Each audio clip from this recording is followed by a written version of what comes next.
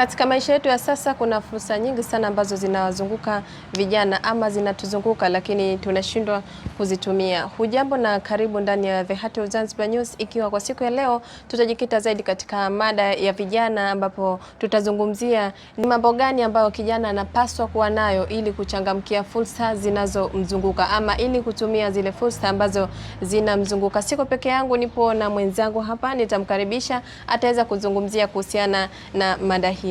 Karibu sana. Asante. Kwanza tunapoanza na neno fursa.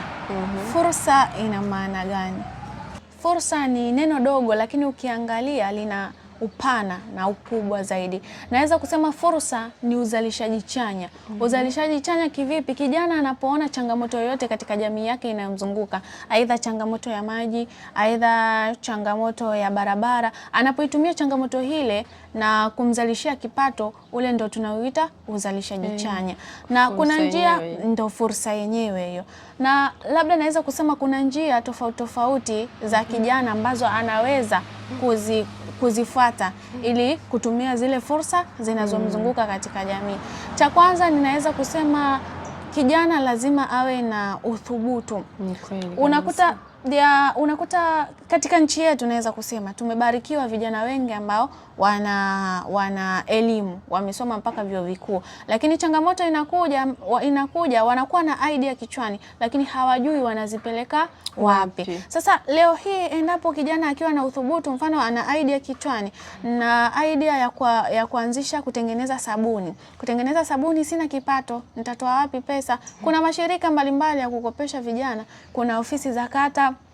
Na sasa hivi uzuri wetu, rais wetu anajua kwamba vijana ni lazima, anajua kwamba vijana ndio taifa la kesho, ama vijana ndio taifa la sasa na la baadaye. Ndio maana akatoa katika serikali hizi wanasema ofisi za kata, vijana huwa wana percentage yao ya kupata nini?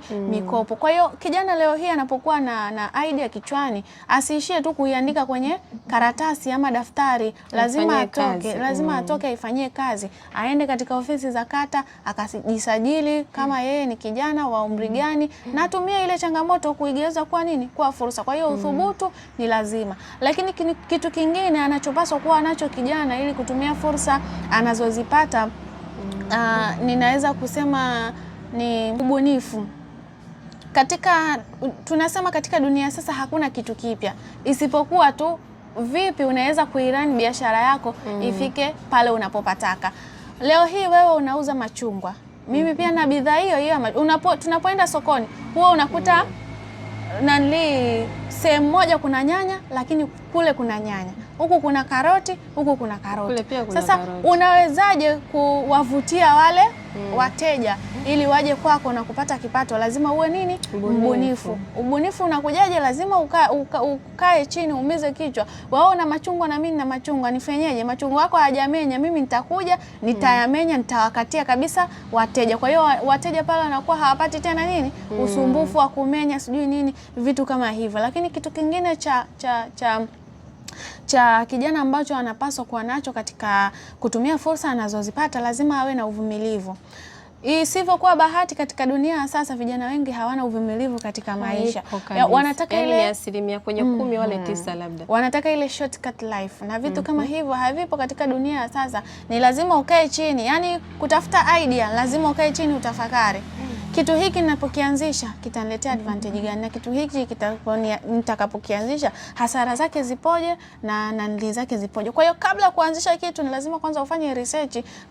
Research ile itakusaidia kujua hasara na faida zake. Ukishajua hasara na faida zake, ndo utakuja kwenye neno ambalo nini? Uvumilivu. Hata siku ukikosa unajua kwamba hiki kitu nimekianzisha, lakini nilikuwa nafahamu kabla kwamba kuna faida na hasara zake. Na vijana wengi wanakwama hapo katika kutokuendeleza biashara kwa sababu hawana uvumilivu. Hawajui kwamba biashara kuna kukosa na kupata. Kwa hiyo kijana ni lazima uwe mvumilivu endapo pale umeanzisha changamoto kuwa fursa. Naweza kusema kitu kama lakini kabla sijaendelea hapo, kuna point umesema unaweza ukatumia changamoto ukaigeuza ikawa fursa. Sasa labda utuelezee vizuri ni kivipi changamoto utaigeuza iwe fursa ama changamoto igeuze iwe faida?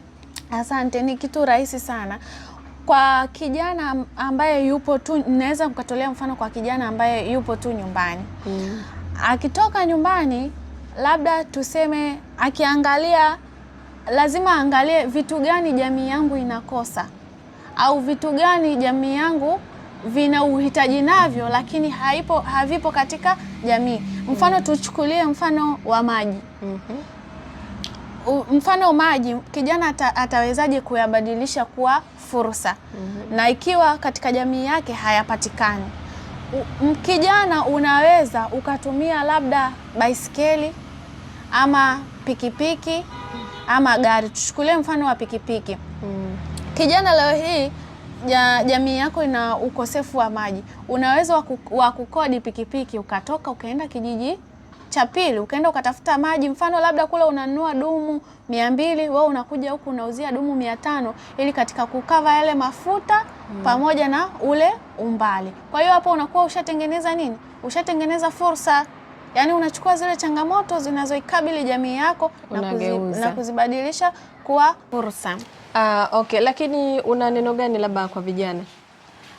Neno langu la mwisho naweza kusema vijana lazima wawe wavumilivu. Unajua katika dunia ya sasa vijana wengi wanafikiri kwamba maisha ni shortcut.